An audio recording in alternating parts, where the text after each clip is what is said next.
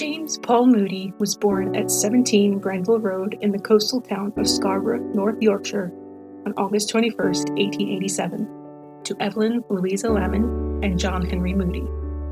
Along with his parents, he shared this home with three older siblings, his brothers John and Christopher, and his sister Margaret.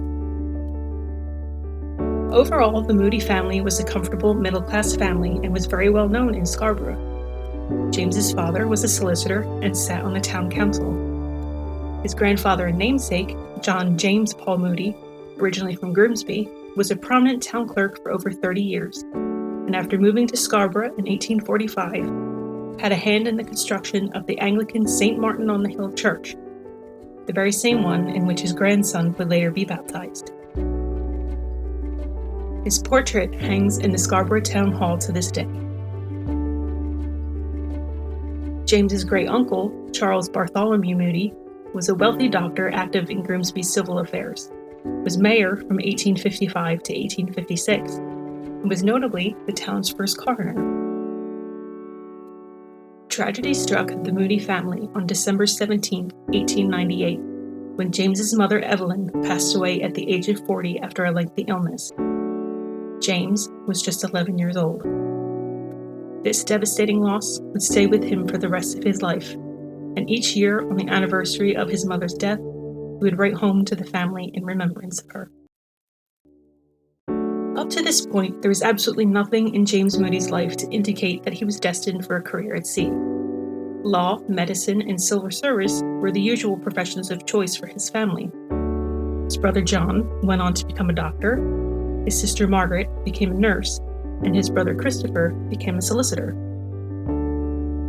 Yet in 1902, at the age of 14, after attending the Rosary House School for his preparatory education, James left Scarborough for Liverpool to begin 2 years of cadet training aboard the HMS Conway, a ship meant to prepare boys for service in the Royal and Merchant Navies. It is thought that it was his family's idea to send him to the HMS Conway as a way for him to finish out his school years and to start him off on the journey to a decent career. While a career at sea may not have been his personal choice, he was fine with the idea. He would rather sweep the streets than to have to ask his family for money. There have been several ships known as the HMS Conway over the years, but the one on which James Moody studied was formerly known as the HMS Nile, a full-rigged, 2-deck, Rodney-class ship of the line. It was loaned to the Mercantile Marine Service Association in 1876, and its mooring off Rock Ferry Pier in Liverpool made it home to 250 cadets, operating under the motto, "Quit ye like men, be strong." The sea was tough, but the Conway wanted her cadets to be tougher. James completed his 2 years of training in sail on the Conway in 1903, and on February 24, 1904, he signed on for a 3-year apprenticeship aboard the William Thomas Line's Boadicea. There has been some conjecture as to how this name is pronounced, whether it's Boadicea or Boudica, like the Celtic queen, but I've read that her crew often referred to her as the Boa, so based on this fact, I think it's more likely to be Boadicea. If you feel differently, send me a message and let me know. Anyway, however we may call her, the next 3 years of James Moody's life would be some of the toughest he had yet to endure outside the loss of his mother. His first voyage with the Boadicea was across the North Atlantic to New York. In the first few weeks, of the 5 apprentices on board, James was one of 3 to get seasick. However, he proved resilient and, as he would write home, managed to keep on deck all my watches above and was first of 3 to get better. James Moody, or Jim to his shipmates, had a natural charm and engaging personality that made it easy for him to get along with others, and as an already tall 16-year-old, he seemed particularly happy to be on good terms with the ship's steward, which I find pays, he wrote happily. Apparently, the ship's fare of salt pork and beef wasn't as bad as he expected it to be. Seasickness, however, would be the least of the trouble on board the Boa. A month into the voyage, the crew encountered a fierce storm, often braving wildly swaying masts to pull and sail, getting swept off their feet as the waves crashed across the deck. At least a foot of water flooded the apprentice's cabin for 5 days. His sea chest drenched, Moody took advantage of the next available sunny day to try airing and drying out his clothes on deck, but to no avail. Most of them had already gone moldy. On April 10th, a sailor by the name of Victor Benninghouse fell from the foreyard. Seriously injured with a fractured skull, he would pass away the next day and was ceremoniously buried at sea. On the morning of April 22nd, fellow apprentice Frank Haywood abruptly left his bunk and ran out on deck to the bewilderment of his shipmates and was never seen again. It was presumed they had tragically leapt overboard and drowned, having been the victim of fierce bullying by one of the ship's officers. This was especially tragic, considering Moody had personally saved Haywood from an earlier attempt on his own life, only a short time before. The Boa finally reached America on April 28th, and first anchored off of Sandy Hook, New Jersey, before moving further upriver. In the following days, 15 of a crew of 22 had deserted.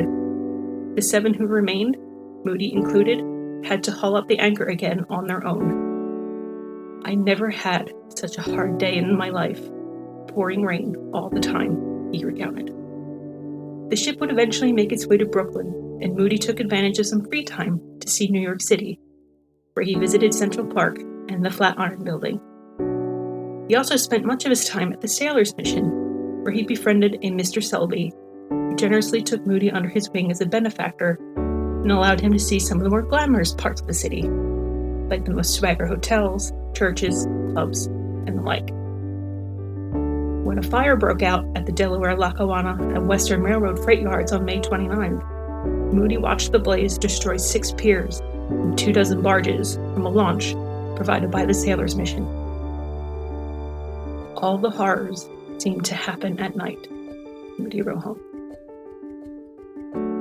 The Boa resumed her voyage on June 11th, this time bound for Sydney, Australia. While he did exceptionally well in his apprenticeship, Moody was keenly aware of the dangers of a life at sea. In a letter dated February 18th, 1905, Moody wrote, "Lots of people have put in their letters how they would love to be seeing all the beautiful places I am seeing, but I tell them to stop at home, or else invent a floating palace which doesn't roll and can't possibly sink."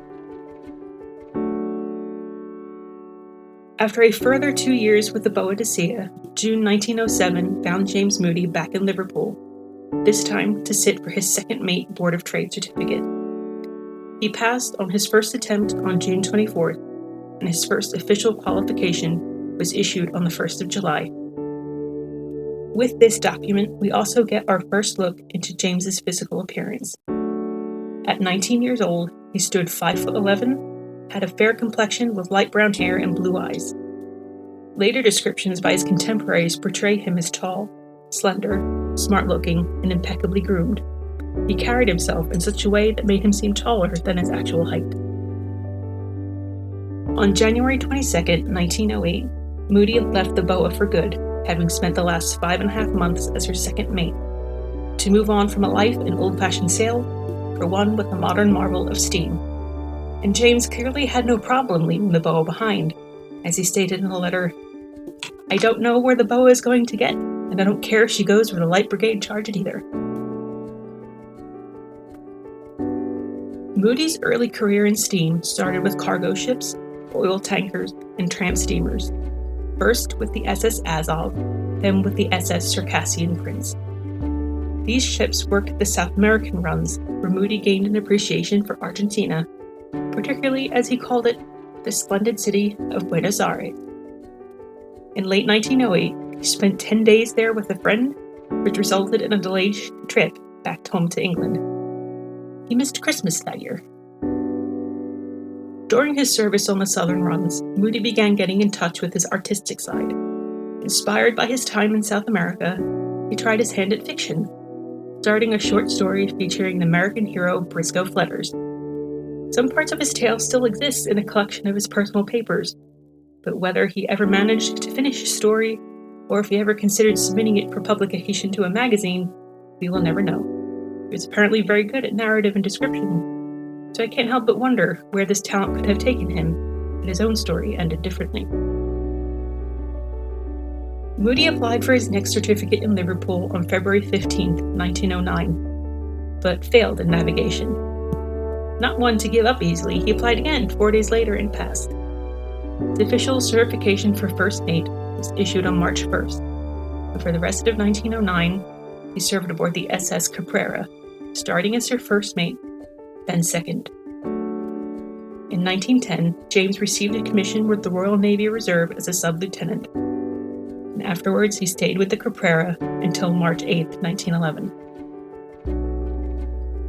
Moody returned to England and briefly attended the King Edward VII Nautical School in London, which was an institution meant to help officers for their Board of Trade exams.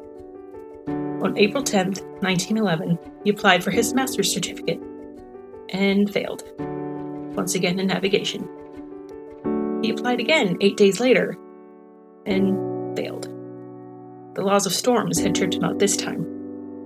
But despite the mounting costs of each application, each attempt cost £2. James forged on and finally passed on his third attempt on April 26th. At the age of 23, James Moody was officially a certified Master Mariner. He joined the White Star Line on August 17, 1911, just a few days shy of his 24th birthday. His first placement was as 6th officer aboard RMS Oceanic, where he joined her 4th officer, Herbert Pittman, her 1st officer, Charles Lightoller, and another senior officer, David Blair. He grew to admire Lightoller while on the Oceanic, and Blair became something of a mentor. In March 1912, Moody applied for leave from the White Star Line in order to visit Paris with his American friend, Mr. Selby. To his dismay, his request was denied. The White Star Line had a new addition to its fleet to debut, and he was needed for her maiden voyage. "We can't have big ships and holidays," he wrote cheerily. On March 26th, Moody and 3 other junior officers were summoned to the Marine Superintendent at White Star headquarters in Liverpool. Once they collected their tickets, the 4 of them headed over to Belfast and arrived at Harland and Wolff the following day. At noon, they reported to the chief officer aboard their new ship, the RMS Titanic. Moody was undoubtedly excited by his new appointment, but he was also taken aback by Titanic's sheer size. He wrote to his sister Margaret, while the ship was still docked in Belfast, noting, "I've been here a week, chiefly occupied trying to find my way about the big omnibus," and that he and the other junior officers just played about the ship, learning the best way to get from one end to the other, which I assure you takes quite a bit of finding. Of Titanic's opulence, he seems to have been a little bit more judgmental. "I cannot describe any part of a ship which needs 85 clocks and 16 pianos to furnish it." And while he had the privilege of a private cabin this trip, he complained, "My room is no bigger than a broom cupboard," which is true. Looking at Titanic's deck plans, the officers' cabins decreased in size as you move down the ranks, with the 6th officers being the smallest. As a young man nearly 6 feet tall with a cabin barely wider than a twin bunk is long, I can't imagine he had an easy time in there. Nevertheless, it was all his own, which he was grateful for. Before Titanic could leave Belfast, she still had her sea trials to complete. On April 2nd, 1912, the ship was put through 12 hours of tests to make sure she met the Board of Trade's requirements. Of these tests, James Moody was involved in at least 2 of them. Her stopping test, which was obviously to see how long it would take for the ship to come to full stop. She did it in 850 yards in 3 minutes and 15 seconds, if you're wondering. And the lifeboat test, which he helped conduct on the starboard boats with 5th Officer Loow. The lifeboat test was basically an inspection to make sure all the equipment was in place and stowed properly, then if you were launched, rowed around the lock, then hoisted back up the davits and stowed. Once the trials were complete, Titanic was officially certified and allowed to leave Belfast. She arrived in Southampton at 1:30 a.m. on April 4th. Moody wrote to his sister, "A fine passage from Belfast. Docked by moonlight. Hoisted a huge rainbow of flags right over the ship. 220 flags, 9 feet apart. Titanic wouldn't sail for another few days, but she wanted to make sure she gave her home port a proper salute. On sailing day, April 10th, after the general muster of the crew at 8:30 a.m., another lifeboat test was carried out by Moody and Loow to practice lowering away and clearing. It took no more than 30 minutes and was overseen by British Board of Trade Immigration Officer Captain Morris Harvey Clark in order to make sure Titanic was in compliance with the Merchant Shipping Act. She passed the tests and was cleared for departure at noon. 6th Officer Moody was stationed at the aft gangway door when a group of several stokers and trimmers arrived in a hurry. They had stayed past their time at the local pub and were late for departure. They argued their case with the White Star official on the dock, but Moody wouldn't hear of it. The gangway was already in the process of being cleared away when they arrived, and 6 standby crewmen had already been selected to replace them. They would have to miss out on this trip. Once the ship was out in open sea, Moody settled into the routine of his duties, which, apart from his regular rotation of 4-hour watches and 2-hour dog watches, included taking note of the water and air temperatures every 2 hours, taking revolution reports from the engine room by telephone every 4 hours when he was on duty, and joining 5th Officer Loow in maintaining the scrap log, which is basically just a rough version of the official log kept by the chief officer. Moody started his final watch on April 14th at 8 p.m. with 4th Officer Boxhall. 2nd Officer Lightoller was still on duty as the senior officer of the watch at this time. Around 9:30, Lightoller told Moody to telephone the lookouts and to tell them to keep a sharp eye for small bergs and growlers until daylight, and to pass this along to the other lookouts as well. Quartermaster Hitchens testified at both inquiries that this was done.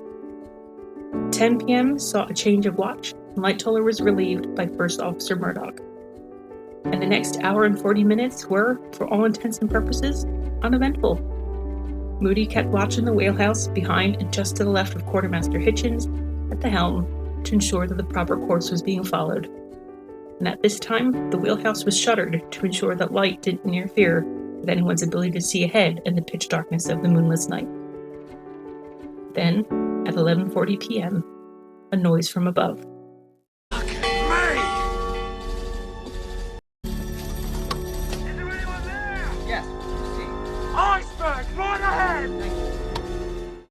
Being inside the shuttered wheelhouse, neither man saw Murdoch as he worked the telegraphs, nor did either of them see the iceberg itself.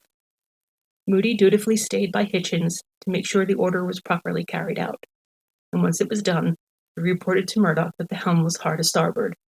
But by the time the maneuver was completed, Titanic had struck her iceberg. Moody noted the time, and the incident was noted in the log.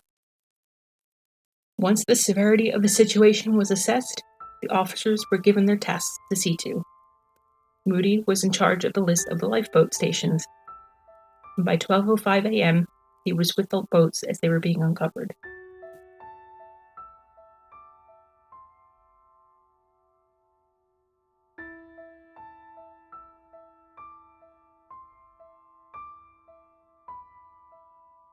Stewardess Violet Jessup survived on boat 16 and recalled Officer Moody having difficulty trying to persuade passengers to get into the boat. Since many of them were immigrants, there was a language barrier, so he asked Miss Jessup to set a good example and get in ahead of them. In her memoir, she recalled, "His face looked wearied and tired, but he gave a bright smile as he ordered my group into the boat, calling out, 'Good luck,' as we stepped in, helped by his willing, guiding hand. Young Moody hailed me and held up something, calling to me as he prepared to throw it. 'Look after this, will you?' And I reached out to receive somebody's forgotten baby in my arms." At 1:25 a.m., Loow informed Moody that he had seen 5 boats leave without an officer. "An officer ought to go on one of these boats," Loow recalled. "I asked him who it was to be, him or I, and he told me, 'You go, I'll get another boat.'" Loow, according to a witness, replied, "All right, you go in that boat and I will go in this." Loow took command of Lifeboat 14 and left Titanic.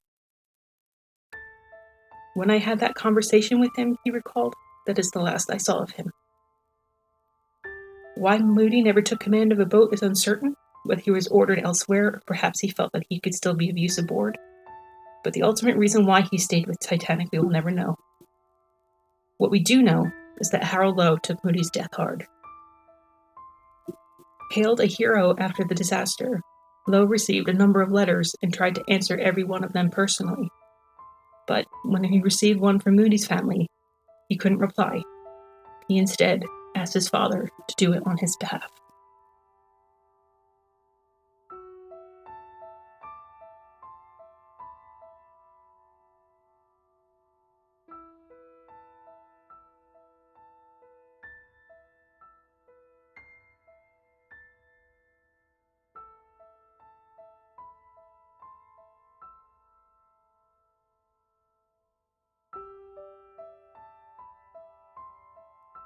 Lifeboats 13 and 15 were launched within minutes of each other.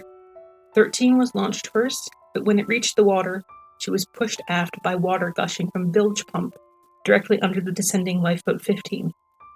After quick action, the falls were released or cut free and the boat safely rowed away before everyone was crushed. By the time Moody moved forward to assist Murdoch with collapsible Lifeboat A around 2:15, the bridge was dangerously close to going under. However, owing to the fact that Titanic was carrying a port list for most of the sinking so far, the starboard boat deck was not yet awash. Moody climbed atop the officers' quarters and assisted in uncovering the collapsible and shoving it to the boat deck.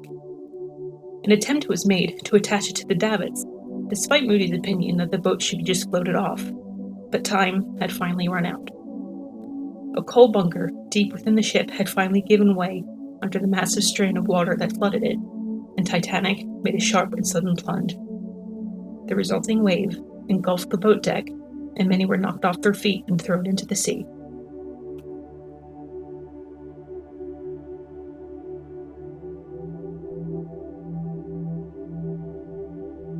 Sixth Officer James Moody was never seen again.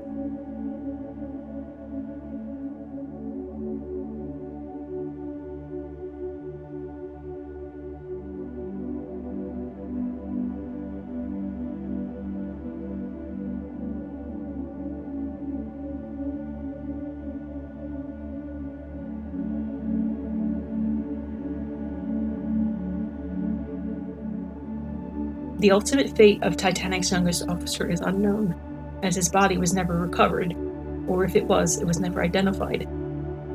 He was initially reported as a survivor in the Daily Sketch, owing to a misspelling of his name, but the Moody's family's worst fear was ultimately realized in the following days. On May 7th, 1912, the White Star Line sent James's brother Christopher a formal letter.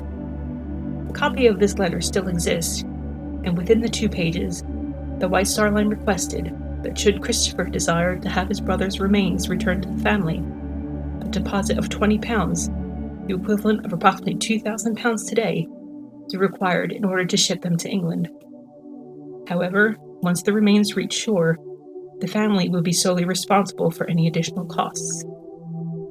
White Star even went so far as to suggest that the remains could be interred in Halifax, Nova Scotia, and they would happily place an inscription the family wanted on the tombstone. They could even have a photograph of it if they wished. The cruel reality was that by this time, the White Star Line would have been fully aware that James Moody was never recovered. This was nothing short of a shameful cash grab from a family already in the throes of a devastating loss. The Church of St. Martin on the Hill in Scarborough added a memorial plaque to James Moody, which you can still see today. It is on the wall along the south aisle, should you ever find yourself there. Christopher Moody was organist of the Church of England Parish Church of St. Augustine of Hippo in Grimsby, and a requiem service for the repose of his soul was held there in April 1912. James's aunt, Hannah Mountain, whom he had been living with along with her husband Arthur at the time of the sinking, donated an altar set of a crucifix and candlesticks to this church, where they are apparently in daily use to this day. When James's mother Evelyn passed away in 1898, she was buried in Dean and Manor Road Cemetery in Scarborough. After her youngest son's passing, James's name was added to the headstone beside hers. His family also donated a silver trophy cup to James's old sailing school, the HMS Conway, where for many years cadets competed for it annually as the Sailing Dinghy Race Trophy, until the Conway School officially closed in 1974.